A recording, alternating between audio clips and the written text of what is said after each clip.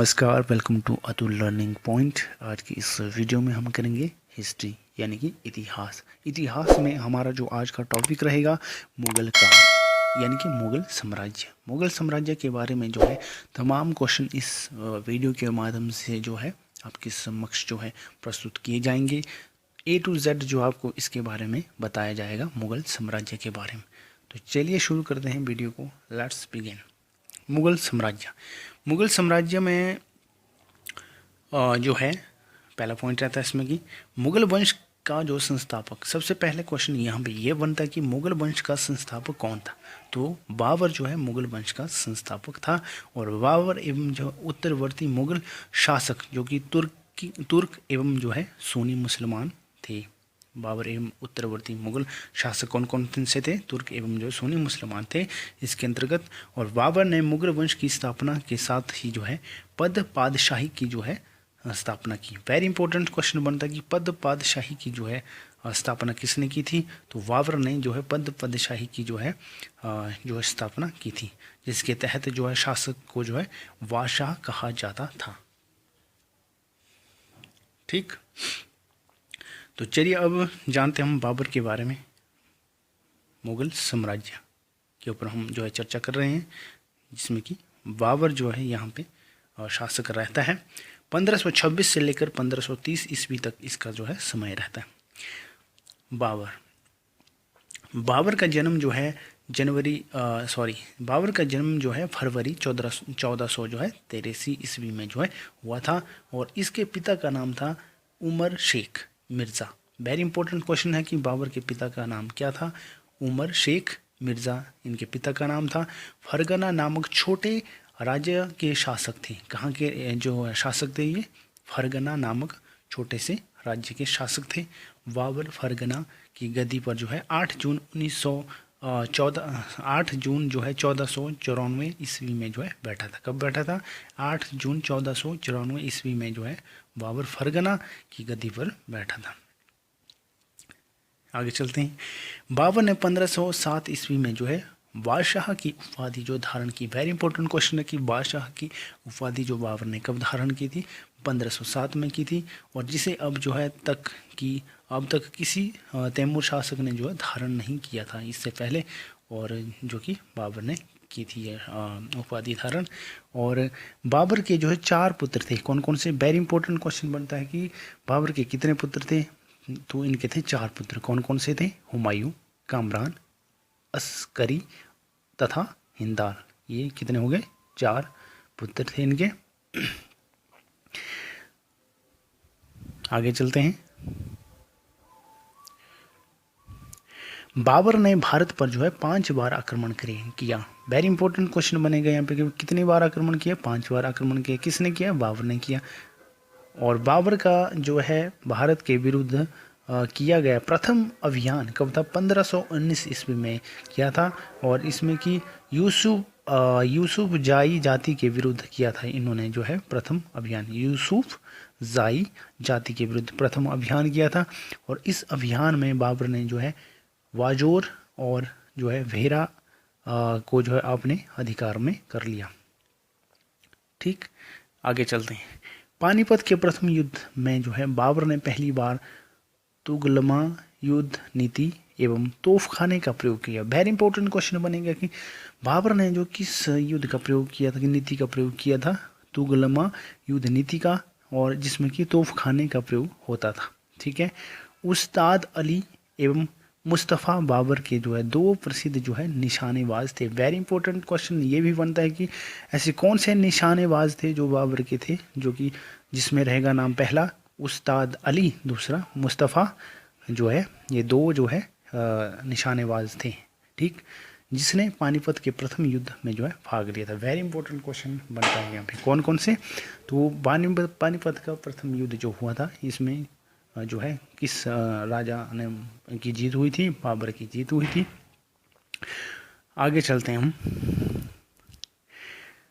अब हम चर्चा करते हैं बाबर द्वारा जो है लड़े गए युद्ध कौन कौन से रहते हैं, जिसमें कि पानीपत की पहली जो लड़ाई हुई थी, जैसे कि हमने ऊपर भी चर्चा की, जो कि हुई थी बाबर और इब्राहिम लोदी के बीच में। किसके बीच? बाबर और इब्राहिम लोदी के बीच में। कब हुई थी? 1526 में। पूरी डेट की बात करते हैं तो 21 अप्रैल 1526 में हुई थी यह बाबर और इब्राहिम लोदी के बीच में, और जिसमें कि बाबर जीता था युद्ध को। ठीक।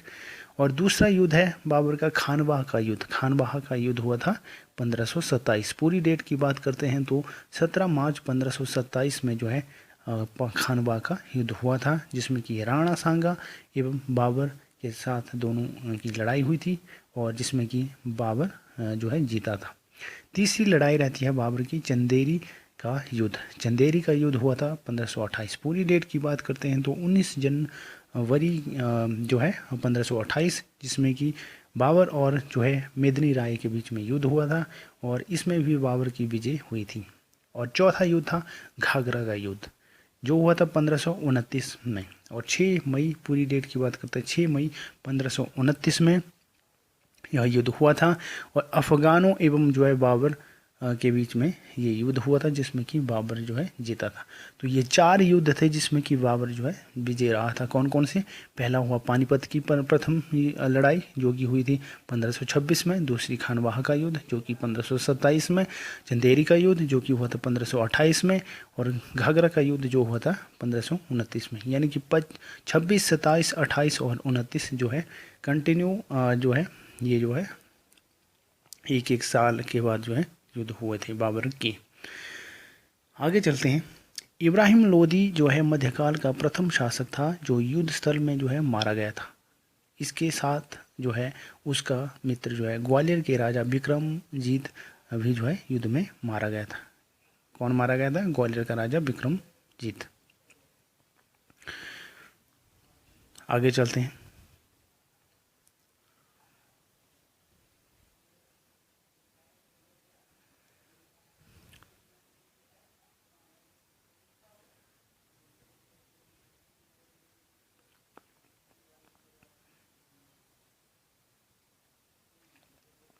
नोट के ऊपर चर्चा करते हैं।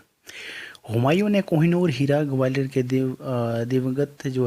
दिवंगत राजा विक्रमजीत के परिवार से जो है प्राप्त किया था। किसने? हुमायूं ने। हुमायूं ने किया था विक्रमजीत से जो है कोहिनूर का हीरा प्राप्त, जो कि कहाँ का राजा था? ग्वालियर का था। चलते हैं आगे। बाबर को जो अपनी उदारता के लिए कलंदर की उपाधि जो है दी गई। वेरी इंपॉर्टेंट क्वेश्चन है। कलंदर की उपाधि धारण करने वाला कौन सा राजा था या जिसको प्राप्त हुई थी? तो ये था बाबर। आगे चलते हैं।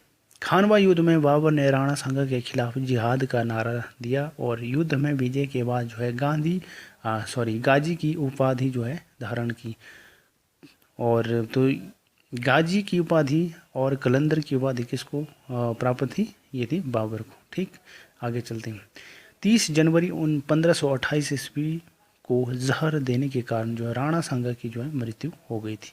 किसके कारण हुई थी राणा सांगा की मृत्यु? जहर के कारण। कब हुई थी? 1528 में, 30 जनवरी 1528 में।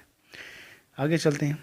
बाबर ने बंगाल के शासक नुसरत शाह के साथ जो है 6 मई 1529 को एक दूसरे की जो है संप्रभुता का जो है सम्मान करने का वादा करते हुए एक संधि की, जिसके अनुसार नुसरत शाह ने अफगान विद्रोहियों को जो है शरण न देने का वचन दिया।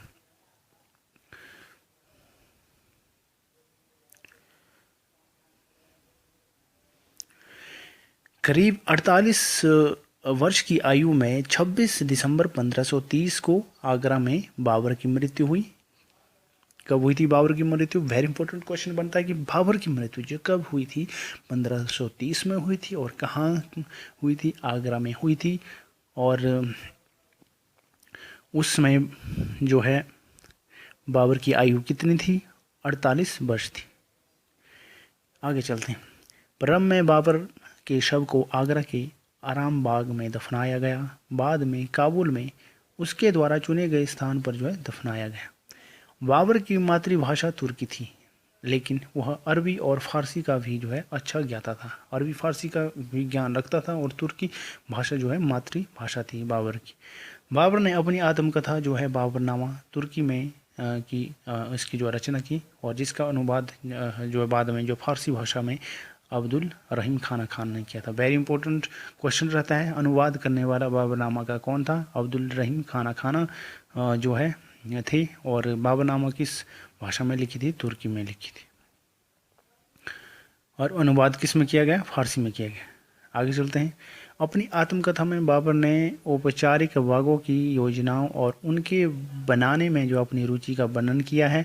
अक्सर ये बाग जो है दीवार से घिरे होते थे तथा कृत्रिम नहरों द्वारा जो है 4 भागों में जो विभाजित जो है आयताकार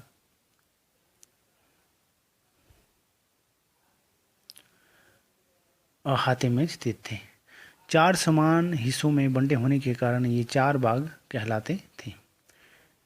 चलिए चलते हम एक नोट के ऊपर, छोटे से नोट के ऊपर चर्चा करते हैं। 4 बाग बनने की परंपरा की शुरुआत किसके समय में हुई थी? अकबर के समय से शुरू हुई थी। ठीक। बाबर को जो है मोबैयान नामक जो है पद्य शैली का जो भी जन्मदाता कहा जाता है। मोवैयान वेरी इंपॉर्टेंट है। मोवैयान नामक पद्य शैली जो है, पद्य शैली का जो है जन्मदाता किसे कहा जाता है? बाबर को कहा जाता है। बाबर प्रसिद्ध नक्शबंदी सूफी ख्वाजा उबैदुल्ला हरार का जो है अनुयायी था। और बाबर का उत्तराधिकारी कौन था? हुमायूं था या हुआ।